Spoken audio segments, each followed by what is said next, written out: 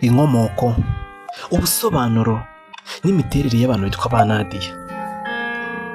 Nadia ni izina ryitwa b'igitsina gore rifite inkomoko mu rurimi rw'ikigereki, rikaba risobanura ibyiringiro. Iri zina rikunze kugaragara mu bihugu by'Uburayi no mu bihugu by'Abarabu. Iyi nkuru ni inkuru mutegurirwa kandi mukanagezwaho na Silas Maker Rwanda Group. Ikaze.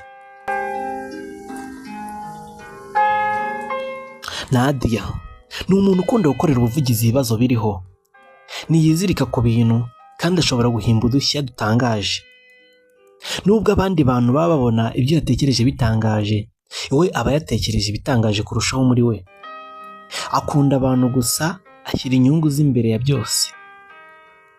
Abantu akunda aba yumva atabasha kubaho ari kumwe nabo. Iyo akiri umwana muto, Nadia aba agira igikundiro cyane, yishimira gusetsa abo mu muryango iwabo.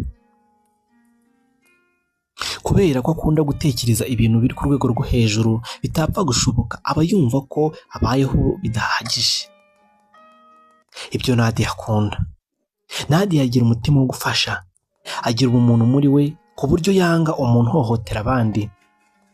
Agira imyumvire ye, aba yarishyizemo yihariye.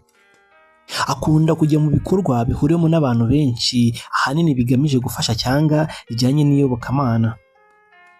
Afungutse mu mutwe kandi agira ubwumvikane mu bandi, ukwemera kwe ni kujegajega.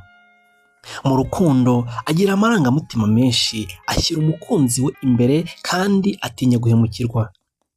Nadia ni umunyamahirwe, akunda kugera ku byo ashaka byose. Akunda ibijyanye n'ubuzima bwo mu mutwe, ubujyanama, ubuganga, ububyaza cyangwa gukora mu miryango ifasha. Rimwe na rimwe ashobora gukunda politiki. Nadia akunda kuvamo umugore ubereye urugo. Ibyamamare byitwa iri zina harimo Nadia Bowali, yamenyekanye muri filime zo muri Nigeria, cyane cyane mu byo akina yitwa Beyonce. Harimo uwo bita Nadia Forde, ni umunyamideli wabigize umwuga. Harimo uwo bita kandi Agasaro Nadia. Uyu ni umugore wa Riderman wamenyekanye cyane umwaka ushize ubwo yakoraga ubukwe n'uyu muraperi.